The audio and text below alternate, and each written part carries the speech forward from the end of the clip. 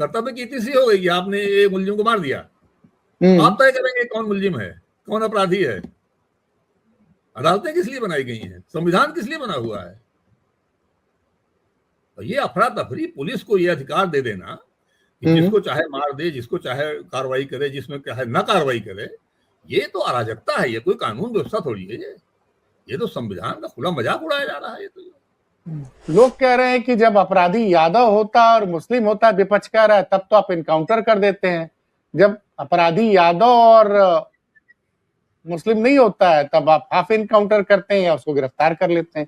इस तरह के बड़े गंभीर आरोप लग रहे हैं सर। इसलिए अब लोग कहने लगे हैं कि हमें इनकाउंटर चाहिए। किसी के यहाँ हत्या हो जाती है, लोग खुद चिल्लाते हैं कि इनके घर में बुलडोजर चलाइए और इनका इनकाउंटर कर दीजिए। अब वो लोग जो हैं वो खुद हत्या कराना चाहते हैं। हत्या के बदले हत्या, जिसकी वो चाहे उसकी हत्या, जिसकी वो चाहे उसका घर गिरा दिया जाए।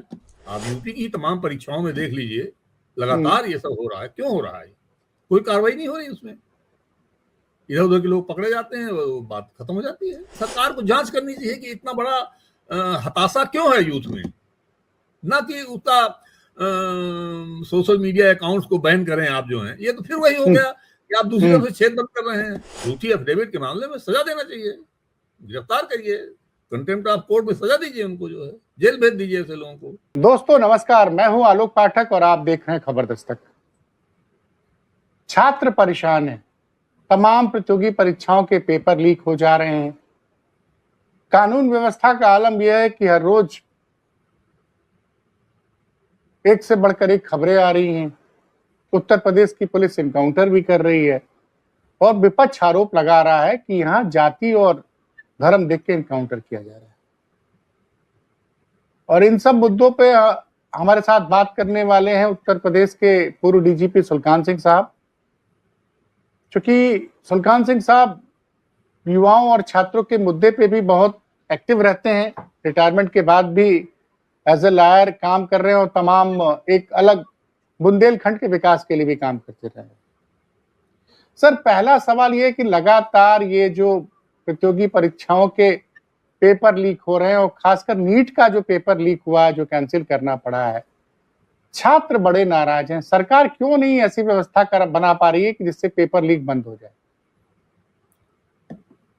आलोक जी, ये एक तो गलत कार्मिक नीति का नतीजा है। ये सब इस तरह का होता है।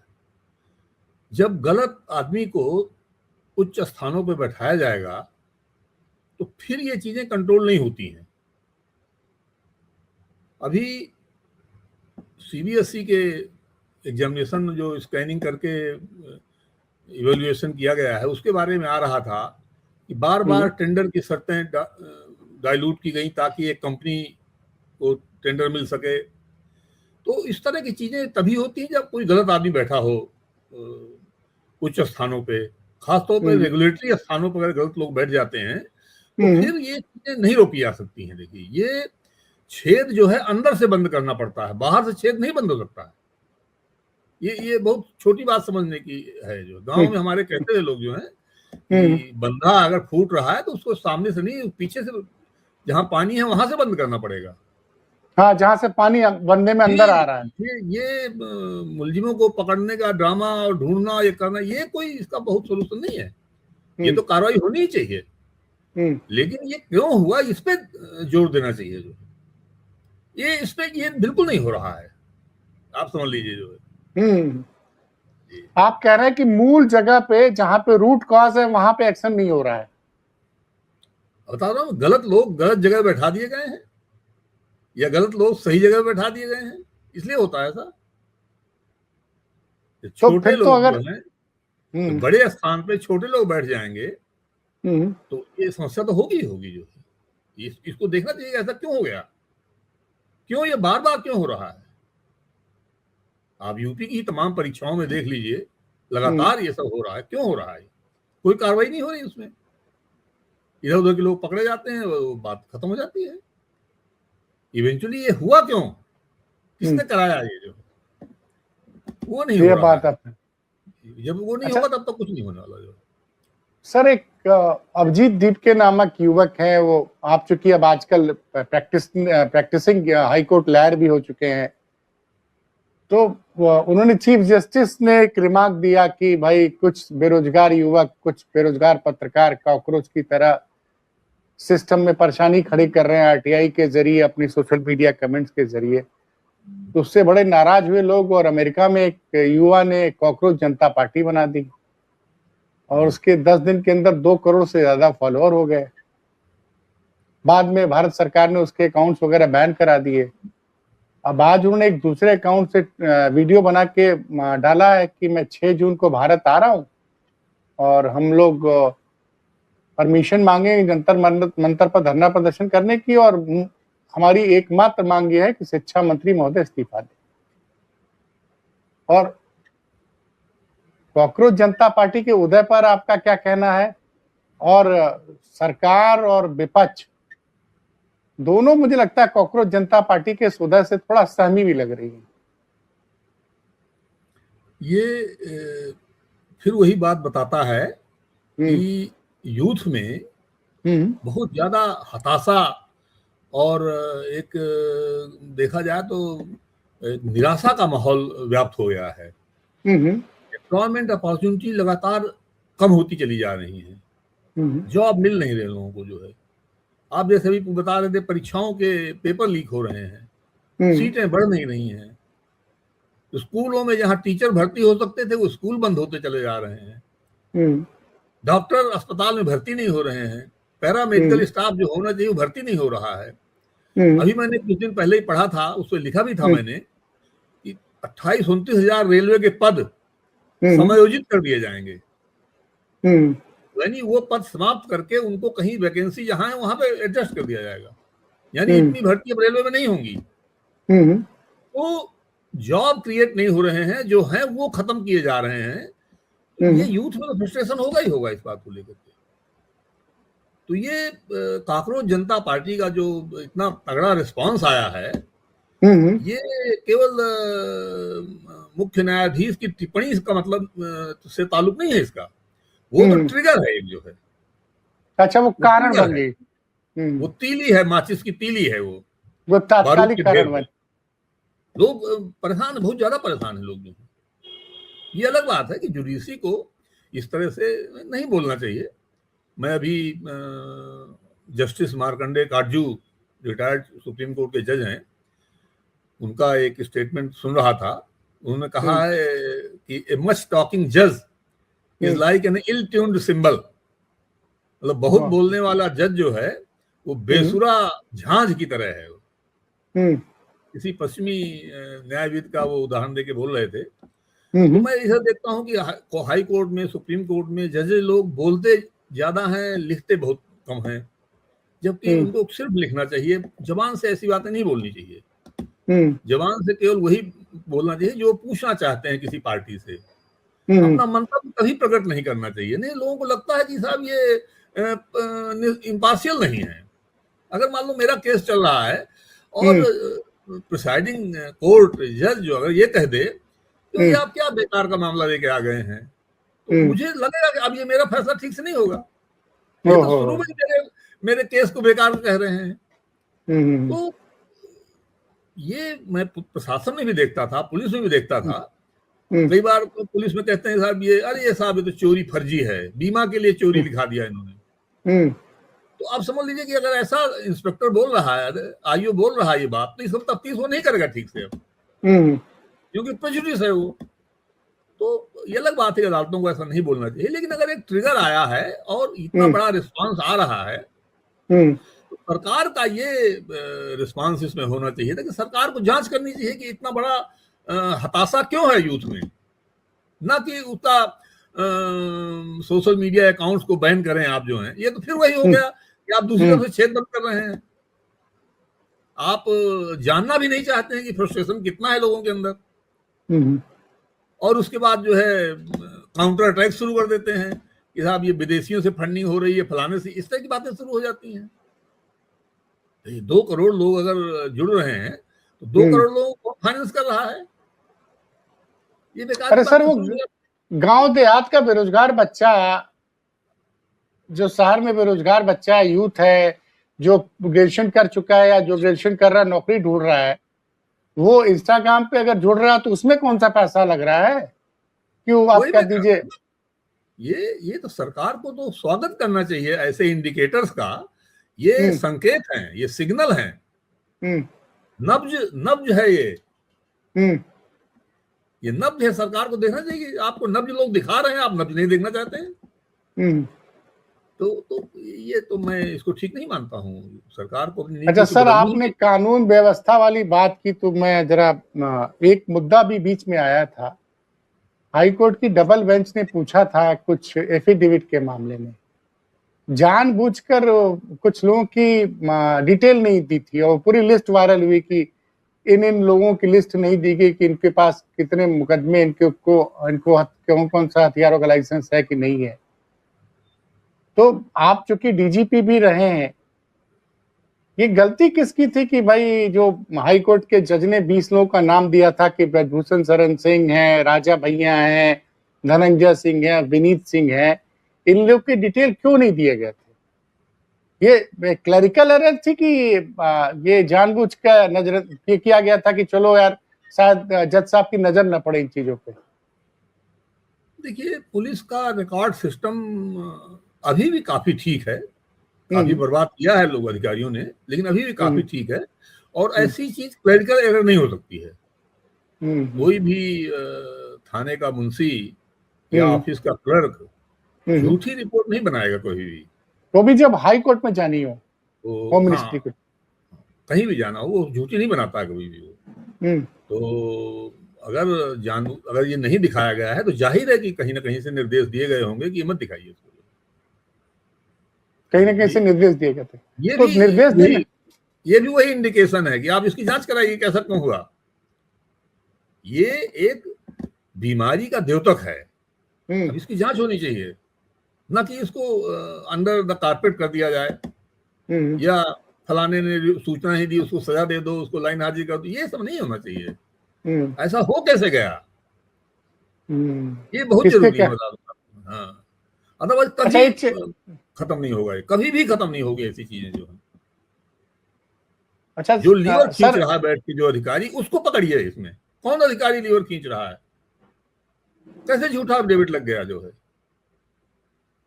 न्यायालय को भी करना चाहिए, सख्त सजा देना चाहिए, बजाय इसके कि वो निंदा करें या टिप्पणी करें, लताड़ लगाएं। ये कोई नहीं करना चाहिए। सभी झूठी एफिडेविट के मामले में सजा देना चाहिए, गिरफ्तार करिए, कंटेम्प्ट ऑफ कोर्ट में सजा दीजिए उनको, जो है जेल भेज दीजिए ऐसे लोगों को।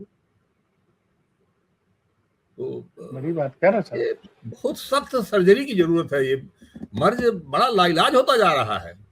वो तो मैं देख रहा हूँ। अच्छा सर, ये उत्तर प्रदेश में हमारे डीजी थे, वो कहते थे अब ये क्रोसिन से काम नहीं चलेगा, इसमें ओपन हार्ट सर्जरी करनी पड़ेगी। तो ये तो जो बीमारी, चाहे वो कॉकरोच जनता पार्टी की हो, चाहे ये हो, ये सब बेसिकली कारण इसका एक ही है और इलाज भी एक ही है। अभी 2-3 दिन पहले इलाहाबाद उच्च न्यायालय ने पुलिस अधिकारियों पर 5 लाख रुपए का जुर्माना किया है कि ये पिटीशनर को दिया जाए जिसको गलत तरीके से गिरफ्तार किया गया था, और सरकार चाहे तो उनसे रिकवर कर ले। अब कोर्ट भी ये एक विंडो छोड़ देते हैं, सरकार जो है बिल्कुल रिकवर नहीं करेगी और सरकारी खजाने से ये पैसा जमा कर दिया जाएगा और वो पुलिस अधिकारी वो ऐसे ही बदमाशी करते रहेंगे। नहीं, वो तो एक मामला और आया था, एक पत्रकार का घर गिराया गया था तो हाई कोर्ट ने कहा था 25 लाख रुपए मुआवजा दीजिए। मुआवजा दे दिया, लेकिन वो वसूली नहीं करेंगे उनसे। उसमें एडीएम और उनके खिलाफ मुकदमा भी कायम हुआ था। लेकिन तमाम वसूली भी होनी चाहिए। ये उधर का था, कहीं का सिद्धार्थनगर तरफ का मामला। पंकज तिब्रीवाल एक बड़े पत्रकार हैं, आप जानते भी होंगे। उसपे वसूली होनी चाहिए, महाराजगंज जिले का। जी वही का था कहीं। अब वो सुप्रीम कोर्ट तक चले गए तभी फैसला आया, नहीं तो लगता फैसला भी ना आया। और सुप्रीम कोर्ट ने जब बहुत टाइट किया तब एफआईआर हुई। सुप्रीम कोर्ट का ही आदेश नहीं माना पहली बार में इन लोगों ने। लेकिन वो वसूली नहीं करेंगे उन अधिकारियों से। उनके अधिकारियों से आज तक भी कोई कार्रवाई नहीं होगी, आप देख लीजिएगा, क्या पता कर लीजिए। एफआईआर दर्ज हो गई। अच्छा सर, ये नहीं हुई होगी। सर 3-4 बड़ी बेरहमी से जान ली गई। एक सूर्या चौहान का मामला आया गाजियाबाद में, उसके अलावा गाजीपुर में एक होटल व्यवसायी के बेटे को मारा गया, और जौनपुर का मामला है, कई जगह बड़ी निशंस रूप से जान ली गई अपराधियों की। तो बाद में पुलिस ने कार्रवाई की। अब लोग कह रहे हैं कि जब अपराधी यादव होता और मुस्लिम होता, विपक्ष कह रहा है, तब तो आप इनकाउंटर कर देते हैं। जब अपराधी यादव और मुस्लिम नहीं होता है, तब आप हाफ इनकाउंटर करते हैं या उसको गिरफ्तार कर लेते हैं। इस तरह के बड़े गंभीर आरोप लग रहे हैं सर। इस पे सरकार को जांच करानी चाहिए, निष्पक्ष जांच करानी चाहिए कि ऐसे आरोप क्यों लग रहे हैं, क्या ये सत्य है। इसके तो आंकड़े इकट्ठे करने चाहिए कि कितने मुलजिमों के एनकाउंटर किए गए, कितनी को जान से मार दिया गया, कितने को गोली मार दी गई। इसकी भी एक आंकड़े इकट्ठे करें और एक जांच कराएं, कमीशन बैठाएं। इसमें जो विपक्ष की बात को ऐसे नजरअंदाज करना ठीक थोड़ी होता है। भाई उनके पास एक भारी बहुमत है जनता का समर्थन उनके पास भी है, तो उनकी भी बात तो सुनी जानी चाहिए। नहीं लोकतंत्र है का हुआ। आप तो कह रहे हैं कि भाई विपक्ष की बात भी सुनी जानी चाहिए। विपक्ष लगातार आरोप लगा रहा है, सुननी चाहिए, लेकिन सुनना चाहिए, कार्रवाई भी करना चाहिए। कार्रवाई भी करना चाहिए। जी जी जी। और ये जो मीडिया दिखा रहा है कि भैया योगी के राज में अगर तुम कुछ करोगे तो तुम्हारे खिलाफ बड़ी कार्रवाई होगी, लेकिन गाजीपुर की घटना पे मीडिया खामोश है। वहां पे भी तो भाई होटल व्यवसायी रो रहा है कि भाई हम 1 करोड़ रुपए सालाना टैक्स देते थे, हम 2 साल से लगातार मुख्यमंत्री को, डीजीपी को, एडिशनल ऑर्डर को चिट्ठी लिख रहे थे कि फलाने लोग हमारे यहाँ धमकी दे रहे हैं और इनके खिलाफ कोई कार्रवाई नहीं की गई, और फाइनली उनके बेटे को मार ही दिया गया। वही मैं कह रहा हूं कि अगर वो कह रहे हैं कि कार्रवाई नहीं की तो उसकी जांच होनी चाहिए। जांच नहीं होती है, मेरा बार बार कहना है कि किसी चीज का मतलब थोड़ा बैकवर्ड जा करके उसका देखिए, सोर्स निकालिए, उसका स्रोत क्या है। मैंने जब ये कानपुर में बिकरू कांड हुआ था, तभी मैंने डीजीपी से कहा था, मैंने खुद कहा था उनको कि ये कांड जो है पुलिस अधिकारियों द्वारा कराया गया है, जो लंबे समय से वहां तैनात थे या घूम फिर के बार बार वहीं पे आ जा रहे हैं कानपुर में। कानपुर आर्थिक गतिविधियों का बहुत बड़ा केंद्र बन गया है। वहां अवांछनीय किस्म के, आपराधिक किस्म के पुलिस अधिकारी 10, 25, 50 इकट्ठे रहते हैं हमेशा। वो बार बार पहुंच जाते हैं। इन लोगों ने पूरा कांड करा दिया वो जो है, लेकिन कोई जांच नहीं कराया। अभी विभाग ने या सरकार ने कोई जांच नहीं कराई, उसमें सब लीपापोती हो जाती है। पाटीदार वाला केस हुआ था जिसमें एक व्यापारी ने अपनी जान दे दी, खुलेआम पैसा मांग रहे थे एसपी उनसे, उसकी भी जांच नहीं कराई गई कि वो एसपी को वहां क्यों पोस्ट किया आपने ऐसे आदमी को, जिसके बारे में पहले भी शिकायतें थी। वो दरोगा, वो सिपाही जो वहीं बार बार घूम फिर के रह रहे हैं, जिनके 2-2 डंपर चल रहे हैं वहां पे, में गिट्टी और बालू में वो लोग शामिल हैं, वो क्यों बार बार पहुंच जा रहे हैं महोबा में। महोबा से हटेंगे तो हमीरपुर आ जाएंगे, हमीरपुर जाएंगे जालौन चले जाएंगे। ये इसकी जांच क्यों नहीं होनी चाहिए? एक्चुअली पुलिस की क्रिमिनलिटी का तो सबसे बड़ा कारण यही है कि बहुत थोड़े से आधा % लोग जो ऐसे क्रिमिनल माइंड के पुलिस में घुसे हुए हैं, जो अपनी मर्जी की जगहों पे टाइम होने के बाद भी लगे रहते हैं। वो काम कुछ नहीं करते हैं, वो केवल यही करते हैं, और उनको फिर प्रोटेक्शन मिलता है अधिकारियों के द्वारा, नेताओं के द्वारा। तो अगर आप जांच नहीं करेंगे तो ये तो होता ही रहेगा। फिर बाद में आप कवर अप करेंगे, कोई केस हो जाएगा तो किसी को मार देंगे आप जो है दिखाने के लिए। मीडिया तो विज्ञापनों में चल रहा है, विज्ञापन आप देते रहेंगे, मीडिया उल्टा सीधा छापता रहेगा। नहीं मतलब कोई मोरालिटी का तो कहीं डिस्प्ले दिखाई नहीं पड़ता। मैंने एक तो बड़े अधिकारियों पे कोई कार्रवाई होती दिखती नहीं है सर, किसी में नहीं हो रही। उन अपराधी पुलिस वालों में भी नहीं होती है, छोटे भी हैं वो, तब भी नहीं होती है। सब ड्रामाबाजी हो जाती है।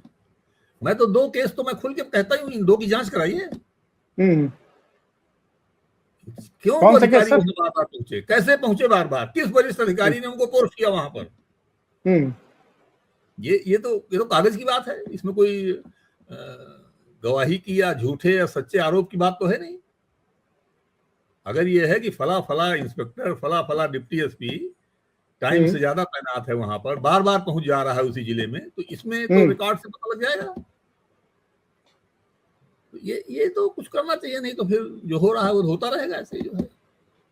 अच्छा, एक नया डेवलपमेंट हुआ कि कुछ घटना होगी, लोग चिल्लाएंगे, इसलिए अब लोग कहने लगे हैं कि हमें एनकाउंटर चाहिए, किसी के यहाँ हत्या हो जाती है, लोग खुद ही चिल्लाते हैं कि इनके घर में बुलडोजर चलाइए और इनका एनकाउंटर कर दीजिए। अब वो लोग जो हैं वो खुद हत्या कराना चाहते हैं, हत्या के बदले हत्या, जिसकी वो चाहे उसकी हत्या, जिसकी वो चाहे उसका घर गिरा दिया जाए।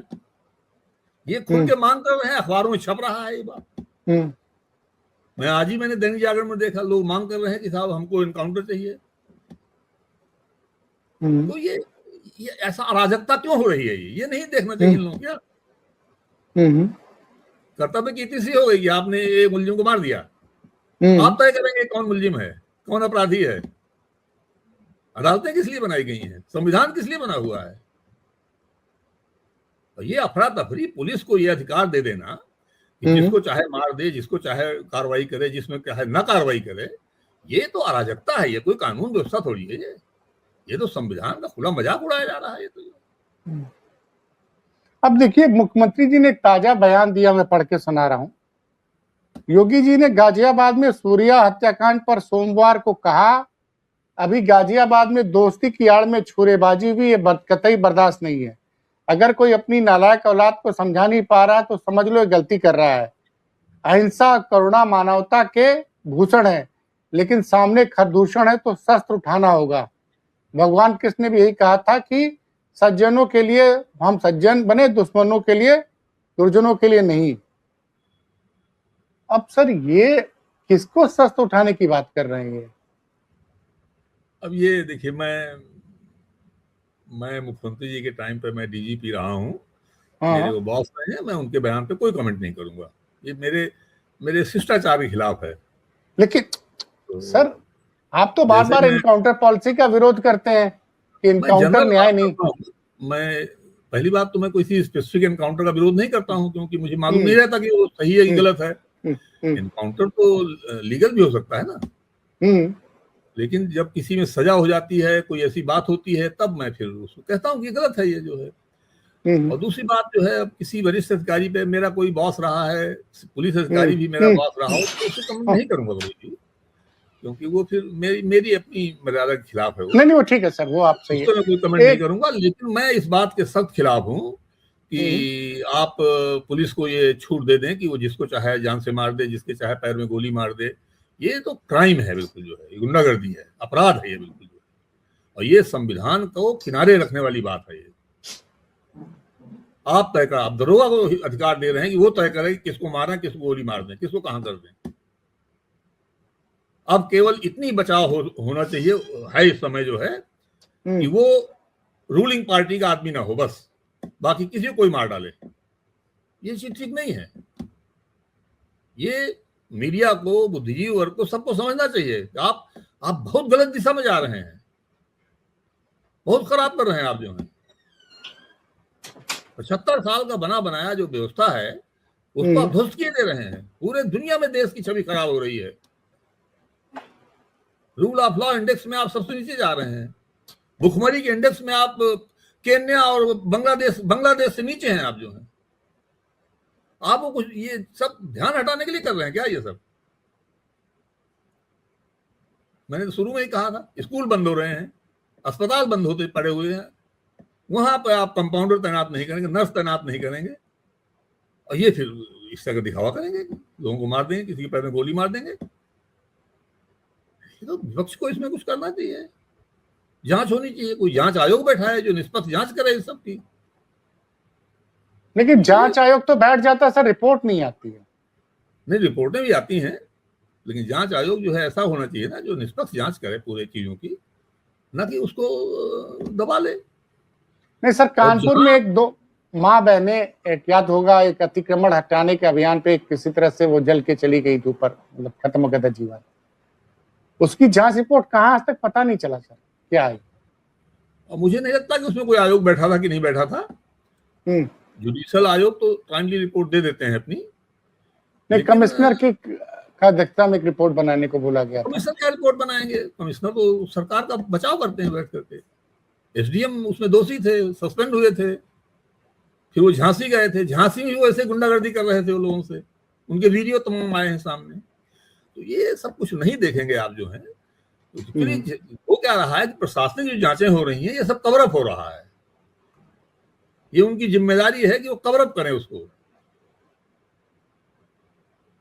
अधीनस्थों की जो गड़बड़ियां हो गई हैं उनको कवर अप करिए आप, जो है अदालत में जस्टिफाई करिए, एफिडेविट दाखिल करिए और लताड़ सुनिए अधिकारियों की, अदालतों की, और उनको डिफेंड करिए, क्रिमिनल टाइप के पुलिस अधिकारियों को जो ये काम कर रहे हैं। एक एडीएम थे जिन्होंने फर्नीचर का पैसा न देने के लिए किसी व्यापारी की दीवार बाउंड्री गिरा दिया था, मुरादाबाद में या उसी साइड में कहीं की बात थी। वो एडीएम भी सस्पेंड हो गए थे, लेकिन अब पता नहीं चला क्या हुआ, बहाल हो गए होंगे। तो यही दिक्कत है, ये सब चीजें तो जिसका आर्थिक नुकसान पहुंचा सर, उसको वो जाए कोर्ट जाए तब जाके उसको जस्टिस मिलेगा, पता नहीं कितने साल बाद आएगा, उसको मिलेगा जस्टिस, सरकारी खजाने से पैसा जमा हो जाएगा। वो अधिकारी को क्या होगा? सरकार इसको लेजिटिमेट खर्चा मान रही है।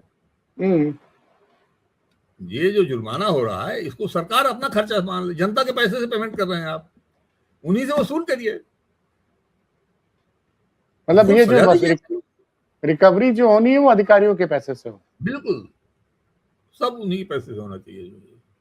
अच्छा सर, ये अभी जो है 4 साल बाद उत्तर प्रदेश को परमानेंट डीजीपी मिला है, तो इससे कुछ फर्क पड़ता क्या कानून व्यवस्था पे? देखिए, रेगुलर परमानेंट डीजीपी होने से कमांड और कंट्रोल जो है वो क्लियर रहता है। अच्छा। तो पुलिस में कोई भ्रम की स्थिति नहीं होती है। यही हाल एसपी लेवल तक का होता है। सुप्रीम कोर्ट ने जो आदेश किया था प्रकाश सिंह के केस में, वो थानाध्यक्ष, SP, DIG range, IG zone और डीजीपी, इन सभी के लिए था।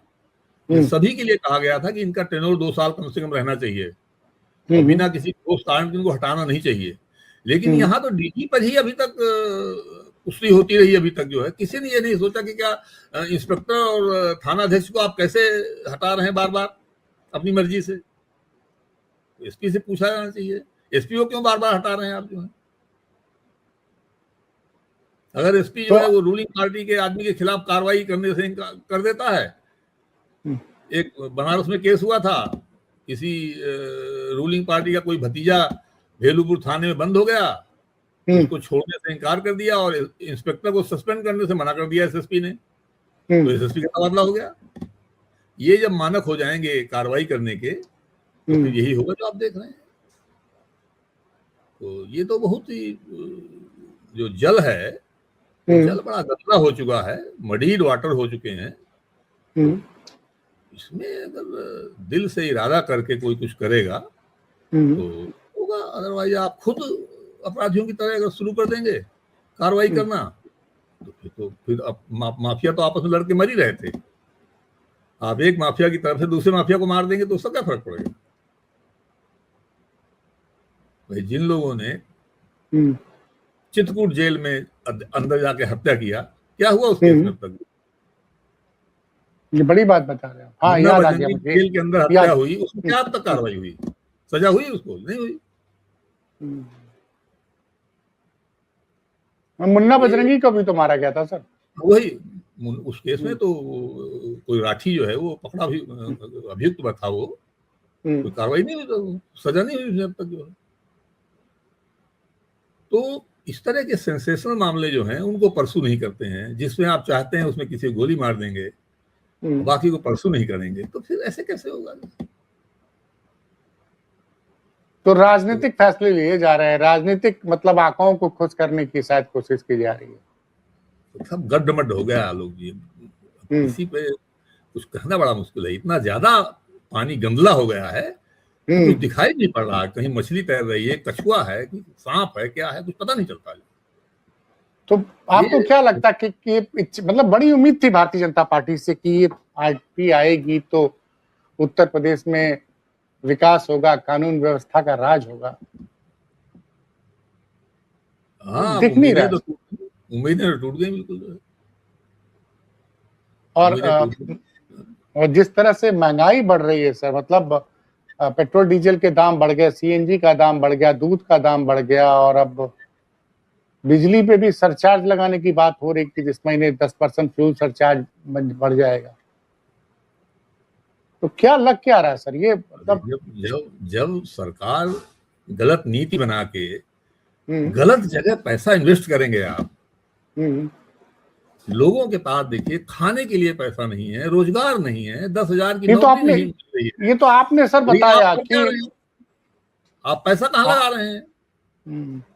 सरकार बनते ही इन्होंने इज्जत घर नाम से एक ड्रामा शुरू करके और लैट्रिन बनाने के लिए पैसा बांटना शुरू कर दिया। क्या लैट्रिन का बनना इतना जरूरी था कि आदमी का रोजगार बैक सीट पे चला जाए? सुविधाएं आप उसको देना चाहते हैं जिसके पास रोजी रोटी का साधन नहीं है,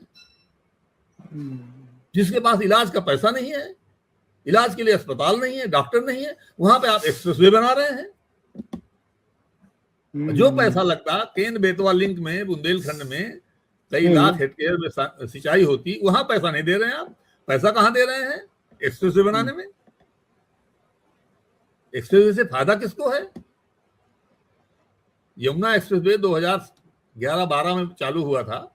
बताइए कितना उद्योग लगा वहां पर, क्या जरूरत थी उसकी? आगरा एक्सप्रेसवे 12-13 साल चालू हुए हो गए, कितने उद्योग धंधे लग गए वहां पर। फिर भी आप नए नए एक्सप्रेसवे बना रहे हैं। पूर्वांचल एक्सप्रेसवे का बताइए क्या फायदा है, सिवाय इसके कि लोग कहते हैं साहब अब हम 4 घंटे में आजमगढ़ पहुंच जाते हैं, पहले 6 घंटा लगता था। अरे भाई मैं कहता हूं आप 2 घंटा पहले पहुंच के क्या करेंगे वहां पे? आपके पास काम है, खाली बैठे हुए हैं आप। अब ये गंगा एक्सप्रेसवे नहीं तो आप कह रहे हैं कि इन पैसे को अस्पताल बनाने में और स्कूल बनाने में खर्च करना चाहिए। शिक्षा, स्वास्थ्य प्लस रोजगार पे, जैसे हमारे क्षेत्र में क्षेत्र के हिसाब से योजना नहीं तो कह रहे हैं सड़क बनती है तो रोजगार के अवसर बढ़ते हैं। नहीं, तो दावा रोजगार सिर्फ उद्योग और व्यापार से पैदा होता है, इसके अलावा रोजगार किसी से नहीं पैदा होता। प्लस कृषि में, इन 3 जगह, अस्पताल से भी रोजगार नहीं पैदा होगा। रोजगार पैदा होगा कृषि, उद्योग और व्यापार, 3 चीजों से। आप अभी इतने था बता, मैं आप केन्या और बांग्लादेश के बीच में हैं, आप 128 नंबर पे हैं भुखमरी इंडेक्स में, वो आप सुविधा की बातें कर रहे हैं, लैट्रिन बनवा रहे हैं, हर एक के घर में टोटी वाला पानी दे रहे हैं। 5 किलो अनाज तो रोटी कहां से खाएंगे सर? हर आदमी को 5 किलो अनाज दे रहे, तब कैसे हम 128वें नंबर पर है? इसीलिए तो हैं। अच्छा, इसीलिए 70-80 करोड़ लोग जो हैं वो 5 किलो पे जिंदा हैं। तो भूखमरी का क्या पोजीशन है आपके यहाँ? यही तो है भूखमरी। बुंदेलखंड की 17% आबादी बाहर मजदूरी कर रही है, यही तो भूखमरी का कारण होता द्योतक है। ये हमारे यहाँ का आदमी जो है 10-12 हजार, 14 हजार, 15 हजार में गुजरात में, बंबई में चौकीदारी कर रहा है। यहाँ का आदमी जाकर के बेलदारी और राजमिस्त्री बन के हमारे यहाँ का आदमी पूरे तरफ निर्माण कर रहा है। मतलब आप कह रहे 17% आबादी बुंदेलखंड की बाहर जाके नौकरी कर रही है ताकि परिवार का खर्चा चल सके। ये रिसर्च पेपर में है, ये रिसर्च पेपर में है, ये ऐसा नहीं है कोई की अंदाजा है। और एक ये था कि हर घर में पानी पहुंचा देंगे बुंदेलखंड में, इस योजना की क्या बर्बादी है? ये भी धन की बर्बादी है। लाखों करोड़ रुपए बर्बाद कर दिया आपने, इसकी क्या जरूरत थी? नहीं तो कह रहे बुंदेलखंड में तो बहुत बड़ा जल संकट था, लोगों को कई किलोमीटर चलना पड़ता था पानी पीने के लिए। खाली बैठे चल लेंगे कई किलोमीटर। अरे आप एक घर में अगर एक आदमी को रोजगार मिल गया होता, 15,000 की नौकरी मिल गई होती गांव में, तो नल अपने आप लगा लेगा, वो हैंडपंप लगा लेगा, कुछ करेगा। इसके और भी बहुत नुकसानात हैं, वो अलग कभी डिस्कशन किया जा सकता है। ग्राउंड वाटर पंप करके आप मरुस्थल बनाए दे रहे हैं बुंदेलखंड को, ये अलग बात है, मैं उस पर भी नहीं जा रहा हूँ फिलहाल। लेकिन ये सर बड़ी बात, सर आप बड़ी बात बता रहे हैं कि मरुस्थल में कन्वर्ट हो जाएगा, तब तो मतलब बड़े खतरनाक। ग्राउंड वाटर को चूस ले रहे हैं तो मरुस्थल अलग चीज है, उस पर तो कभी डिस्कशन हो ही सकता है मेरिट पे। मैं इसकी मेरिट पे नहीं जा रहा हूँ, मैं खाली कह रहा हूँ ये गैर जरूरी है। लेकिन पब्लिक से कहिए, मैं अभी कभी गांव में कहता था लोगों से कि भाई ये लैट्रिन वाला क्या बड़े बड़ा अच्छा हो गया, 20,000 रुपये मिल गया, 5,000 रुपये सरकारी अधिकारी खा लेते हैं, उसमें 15,000 मिल जाता है उसको। उसमें तो मैं देखता हूँ कि लोग जो है अपना अनाज रखते हैं, खाद रखते हैं, वो कंडा रखते हैं। मैंने तो बहुत से लखनऊ के आसपास ही देखा है, वो बंद पड़ा रहता है, उसका टॉयलेट के लिए इस्तेमाल नहीं होता। गैर जरूरी चीज थी ना वो, तो आप पैसा कहाँ बर्बाद करें, मैं ये खाली कहता हूँ। उत्तर प्रदेश में जो बुरा हाल है, लेकिन आप सिपाहियों को बुला के यहाँ पर अपॉइंटमेंट लेटर बांटेंगे लखनऊ बुला करके, तभी आप जांच से देखिए आरटीआई लेकर के कितने करोड़ खर्चा हुआ उसमें। हम लोगों के अपॉइंटमेंट लेटर जो है डाक से आ जाते थे। उस जमाने में मेरे ख्याल में 1.5 रुपए रजिस्ट्री का लगता था, रजिस्टर्ड एडी आ जाता। अब आप सिपाही को यहाँ बुला के और बसों से वहां से बुलाते हैं, यहाँ पे पूरा सामियाना तंबू लगता है और यहाँ पे आप पैसा बर्बाद कर रहे हैं।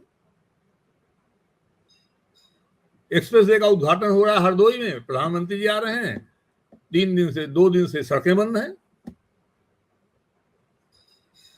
अरे उसपे तो इतना उसपे तो टेंट लगा है, आप अभी नहीं निकल सकते। हरचंदपुर के पास सड़क पे टेंट लगा हुआ है, क्योंकि प्रधानमंत्री उद्घाटन कर रहे थे, अभी तक लगा है, उखाड़ेंगे तब जाएंगे आप वहां से। मैंने कहा मुझे हरचंदपुर नहीं जाना है, मैं दूसरी तरफ जा रहा हूँ। कोई है इसको देखने वाला? कहाँ है ये जी? वेस्टफुल एक्सपेंडिचर जो हो रहा है ये उद्घाटन के नाम पर, अपॉइंटमेंट लेटर बांटने के नाम पर, ये कहाँ है ये जी? सीएजी कहाँ है? फिर वही शुरुआत वाली बात कि संस्थाएं जब आप बर्बाद कर देंगे तो ये हाल होगा। लोकतंत्र जो है, डॉक्टर अम्बेडकर ने कहा था कि ये मर्यादा से चलता है, संवैधानिक मर्यादा, not popular morality, constitutional morality. संवैधानिक नैतिकता से चलता है ये, लोकप्रिय नैतिकता से नहीं चलता है। अच्छा सर, अंत में एक सवाल, चूंकि आप बड़े एक्टिव रहते हैं, तो क्या 2027 के चुनाव में आप किसी पॉलिटिकल पार्टी से जुड़ सकते हैं, अपनी पार्टी लेके आ सकते हैं? क्योंकि आप बुंदेलखंड को लेकर बड़ा प्रयास कर रहे हैं और बार बार सुनने में भी आता है कि बुंदेलखंड को शायद एक अलग राज्य बना दिया जाए। इसकी संभावना देख रहे हैं? क्योंकि जब छोटे राज्य बनते हैं तो विकास होता है, ये तो आंकड़े हैं। संभावना नहीं, मैं आशंका देख रहा हूँ। अच्छा, आशंका मैं इसलिए कहता हूँ कि ये लोग उसको गलत तरीके से बनाने के चक्कर में हैं। अच्छा, बुंदेलखंड जो है, जो ऐतिहासिक रूप से 7-8 जिले मध्य प्रदेश के, 7 जिले उत्तर प्रदेश के हैं, यमुना के दक्षिण, नर्मदा के उत्तर, टोंस के पश्चिम और चंबल के पूरब, ये है बुंदेलखंड। अच्छा, उसके बजाय जो मैं सुन रहा हूँ ये है कि यूपी के 7 जिले और इलाहाबाद, फतेहपुर, कौशाम्बी, कानपुर देहात, ये मिला के बुंदेलखंड बना देंगे। तो बुंदेलखंड अगर ऐसा बन गया तो हमेशा के लिए बुंदेलखंड जो है कानपुर और इलाहाबाद का गुलाम होकर रह जाएगा। लेबर सप्लाई का डिपार्टमेंट बन जाएगा केवल बुंदेलखंड, जो आज भी है। आज तो यहाँ भी कोई काम नहीं है तो बाहर जा रहे हैं। अच्छा, आज तो यहाँ भी कोई काम नहीं है, फिर हो सकता है। लोग कहते हैं आप बड़ी आलोचना कर रहे हैं आजकल नीतिगत चीजों की, तो आपका भी कोई पॉलिटिकल एम्बिशन है? मेरा पॉलिटिकल एम्बिशन यही है कि भैया आप हमारा बुंदेलखंड बना दीजिए। आजादी के बाद बुंदेलखंड बना था, इसकी राजधानी जो है, उसका हेडक्वार्टर नौगांव में था, छतरपुर में। 56 में जो है नेहरू जी ने उसको खत्म कर दिया। मतलब बुंदेलखंड राज्य था? जी, इसी नाम से था। तो मैं तो भाई नेहरू जी से इस मामले में नाराज रहता हूं कि आपने गलत किया। जियोग्राफिकली, कल्चरली अगर एक जैसी डिमांड होगी, एक जैसा एरिया होगा, तभी तो राज्य में कोई डेमोक्रेटिक एम्बिशन लोगों के पूरे होंगे, कुछ विकास होगा कोई जो है। अभी तो हमारी कोई प्रायोरिटी नहीं आती है, बुंदेलखंड की प्राथमिकता नहीं है ना इनकी नजर में। इनके लिए तो वो एक छोटा सा उधर टापू है, जमुना पार पड़े रहे, तो क्या करेंगे, क्या कर लेंगे? तो क्या ज्यादा आबादी नहीं है, ज्यादा वोट बैंक नहीं है, ज्यादा सीटें नहीं है, ये भी तो कारण नहीं है क्या? हाँ, यही कारण है। नहीं तो 1960 से आंदोलन चल रहा है, क्यों नहीं बनता अब तक? इसीलिए उनको लगता है क्या कर लेंगे। 8 लोकसभा सीटें हैं टोटल, 2 करोड़ की आबादी है, उनको लगता है ये लोग क्या कर लेंगे हमारा। ये जो आप बुंदेलखंड बता रहे हैं, 8 जिले मध्य प्रदेश के, 8 यूपी मिला के 8 ही लोकसभा सीटें हैं कि ज्यादा होंगी? आबादी कम है ना बुंदेलखंड में। हमारे यहाँ यूपी में 4 लोकसभा सीटें हैं, बल्कि 4 से थोड़ा कम समझिए। जालौन लोकसभा में कानपुर की भोगनीपुर विधानसभा भी आती है। 19 विधानसभा है यूपी में। हाँ, बुंदेलखंड के तो मालूम है, जबकि 20 होना चाहिए 4 के लिए, तो 4 से थोड़ा कम यहाँ है, 4 से मध्य प्रदेश वहां मान लीजिए। मध्य प्रदेश में 4 हैं। 4 है वहां पर। कौन कौन सी? छतरपुर हुआ एक तो, और उसमें सागर है अच्छा, और खजुराहो में आता है, सागर, दमोह, खजुराहो और टीकमगढ़। अच्छा, ग्वालियर वाला हिस्सा नहीं आता है? ग्वालियर पहले कभी रहा है बीच में, लेकिन फिलहाल जो है हमारे यहाँ लोगों ने उसको नहीं रखा, तो हमने भी अभी नहीं उसको रखा है। सरकार को तो विचार करना चाहिए ग्वालियर को। कमाल की बात है, इसमें दो जगह तो बड़े शिक्षा के केंद्र रहे हैं, सागर और झांसी। जी जी जी, झांसी तो बहुत बड़ा इंपॉर्टेंट केंद्र रहा है शिक्षा का, व्यापार का, सब तरह से। लेकिन आप देखिए आजादी के 75 साल बाद भी आज तक मेट्रोपॉलिटन शहर नहीं बन पाया झांसी, जो है 10 लाख की आबादी नहीं वहां हो पाई, ना होगी कभी, ये ध्यान रखिएगा। कभी वहां 10 लाख नहीं होने पाएंगे। तो जिसके पास भी इतनी हैसियत होती है कि कोई मकान बना ले, तो वो आगरा, कानपुर या लखनऊ भागता है वहां से। जितने भी रिटायर्ड अधिकारी हैं, बुंदेलखंड के जो भी रिटायर्ड अधिकारी हैं, वो सब बाहर जाके रहते हैं, जबकि जमीन वहां बहुत सस्ती है। सस्ती क्या करेंगे, बिजली आती नहीं है वहां पे, अस्पताल वहां है नहीं, चलने नहीं पा रहे हैं, शिक्षा है नहीं बाल बच्चों की, क्या क्या करेगा आदमी वहां रह करके? तो ध्वस्त कर दिया, बिल्कुल बता तो रहे हैं आपको। चलिए सर, आपने बहुत महत्वपूर्ण जानकारियां दी, फिर किसी महत्वपूर्ण बिंदु पर आपसे जुड़ेंगे। बहुत बहुत धन्यवाद। नमस्कार।